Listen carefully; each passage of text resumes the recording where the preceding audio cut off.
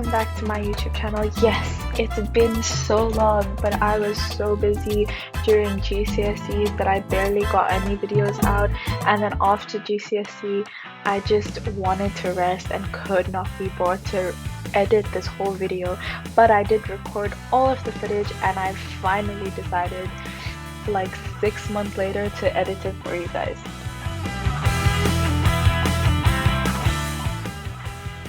If you can't tell, this is me stressing, procrastinating, and not wanting to study.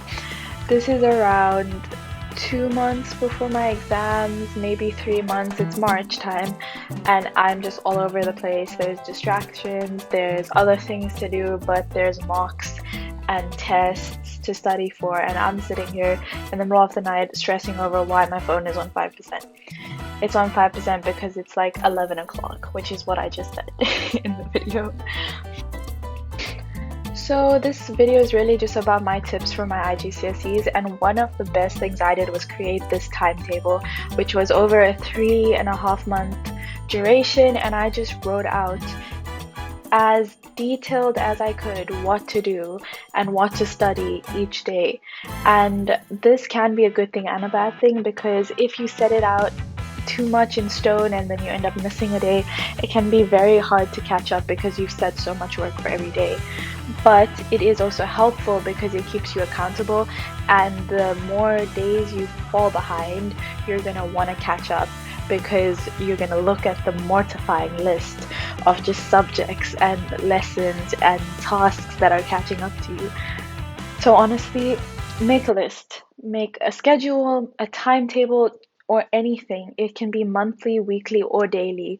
I sat there and I made a daily one for the 3 months ahead, but recently I have started doing weekly schedules. In a way it's more flexible and it gives you time to defer and go down different pathways if you need to, because something comes up or you get sick or you end up going to an event or anything like that, because you still have a social life, you still have to get out of the house, because as I've said in one of my previous videos, balance is everything, and you cannot be sitting in the house the whole time because you will go mad. Which I think you can see, because at this point I had not left the house in 3 months and I was going crazy.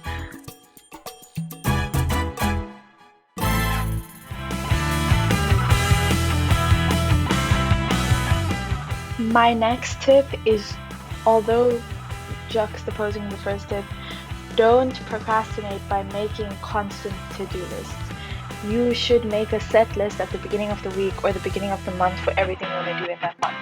Do not go get behind on your list like I am here and then make a new list for the next day or for tonight or this and this and this, because you're gonna waste time making the list, you're gonna waste time looking at what you have to do and saying, how am I gonna finish all of this? And it's just gonna build up, and then you're gonna have 6 different lists due in a week and you're not gonna know what to do. So don't do this. Don't make 60,000 lists.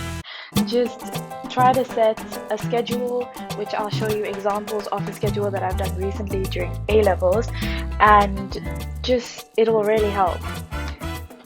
This is a more well thought out list that you can stick to.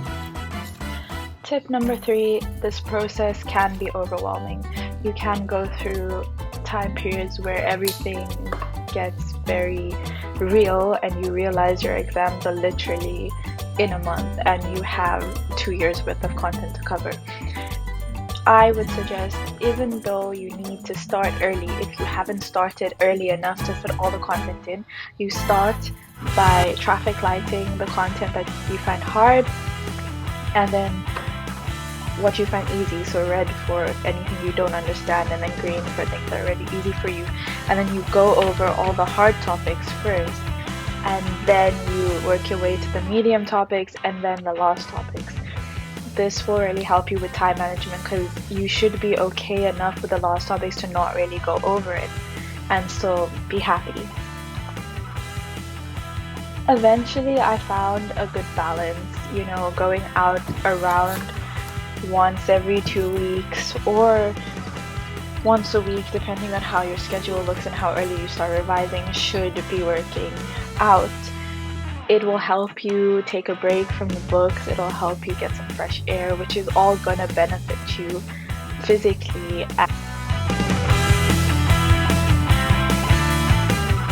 I would find that going over my notes sometimes wasn't enough, so you could make mind map or do blurting, where you just bring a bunch of ideas that relate to each other together, and then you can form coherent answers because you've actually thought about different concepts in one setting.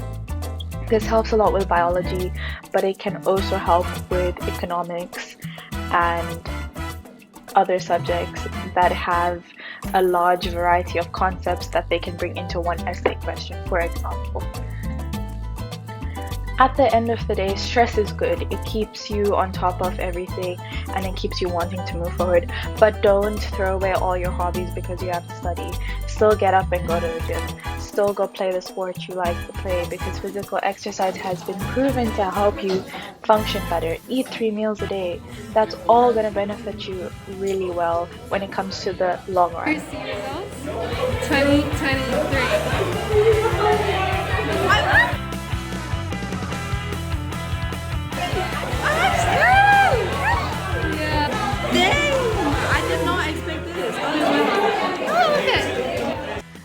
And through all the stressing, I did better than I thought I would. And the moral of the story is believe in yourself and in the hard work that you put in, and honestly, you will be fine. Good luck, guys! Thank you for watching, and I hope that this helps. Good luck with this year's GCSE today.